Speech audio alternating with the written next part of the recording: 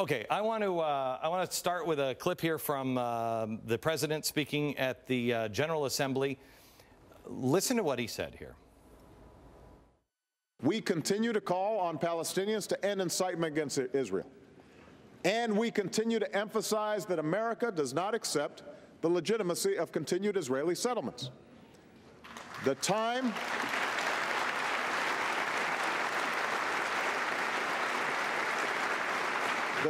has come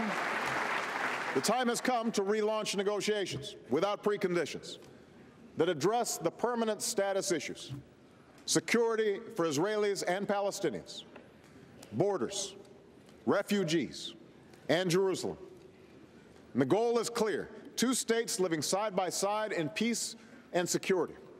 A Jewish state of Israel with true security for all Israelis, and a viable, independent Palestinian state with contiguous territory that ends the occupation that began in 1967 and realizes the potential of the Palestinian people.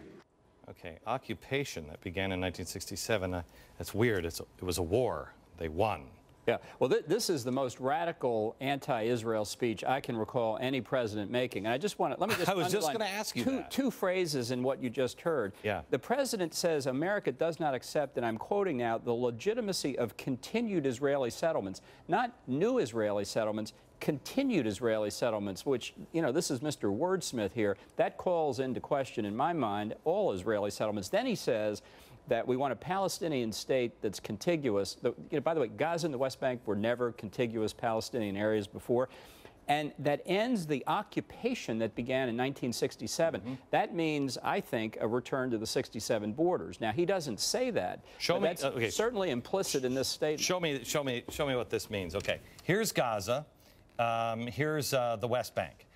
Contiguous means that it should go like this. Well, that or the idea is a road between Gaza Strip and it makes it contiguous because you're going to make it Palestinian territory. There's one small problem with that.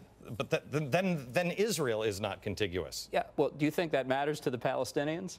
I mean, that is the kind of approach to an issue that is attempting to decide the outcome of the negotiations before the negotiations. That's why I think the Israelis should be worried. He's laid out where he wants to end up. Can you show me where is 1967?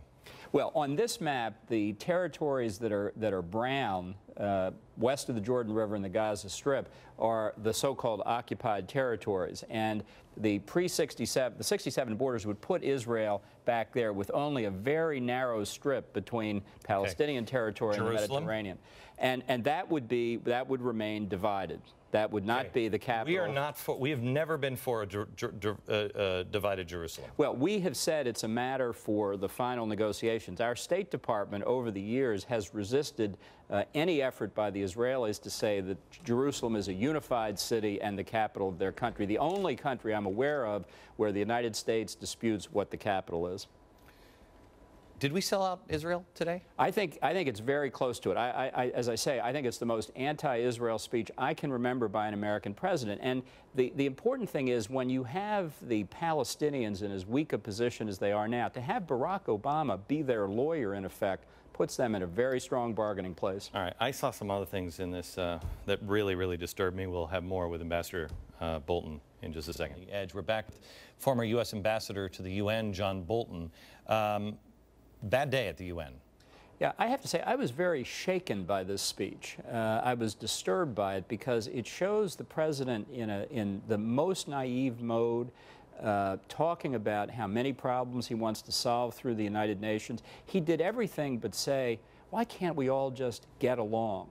And I think the warm reception that he received at the UN is a reflection. They know exactly what he's saying. Right. The other thing that struck me about this speech was how personal it was to him, and how it was his presence and the changes he's made that have enhanced American security, whereas in fact we've seen just in recent days dramatic reduction in that security, cancellation of the Eastern European missile defense sites, an evident unwillingness to do what his own commanders think is necessary in Afghanistan, the signaling of potentially very large reductions in our nuclear arsenal, all of which is just being done without a thought to the consequences. Jeremiah Wright said about a month ago that the president couldn't talk to him because the Jews are telling him exactly what to do and who he can and cannot meet with.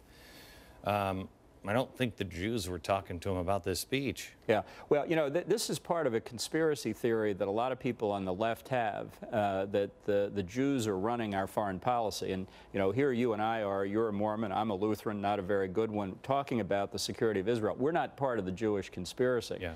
But a lot of people think that that is something that Obama needs to overcome. And he said today in the speech that America is not doing a service when we couple our interest in Israel's security with a lack of insisting that Israel look out for the Palestinians' rights. There's never been a point where American presidents haven't done that. Do you think that, do you think it's possible to sit in a church with somebody who is as anti-Semitic as Jeremiah Wright is, and not come away with an anti-Semitic view?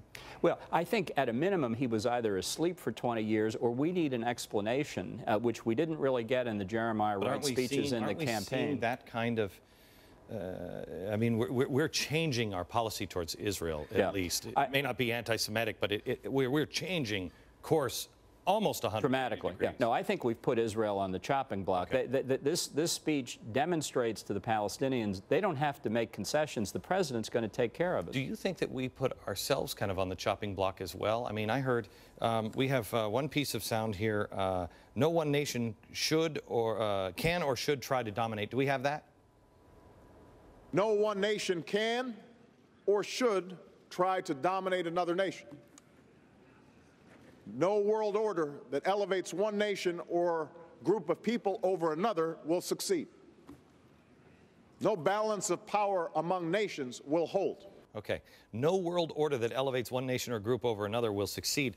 Well, we shouldn't be domineering, but all nations are not created equal. The liberal international economic order, stability in the world as a whole, since 1945 has rested on the United States, rested on us and allies in many cases, but rested on our nuclear deterrent, rested on our armed forces, rested on our determination to preserve freedom in the world. And I think what he just said was our policy for the last 60 years has been wrong. And we are going for a one world order kind of. He's made it very clear how much he wants to do through the UN, an overwhelming percentage of our policy, and we'll see more of it. Great. We'll be back. Final thoughts next.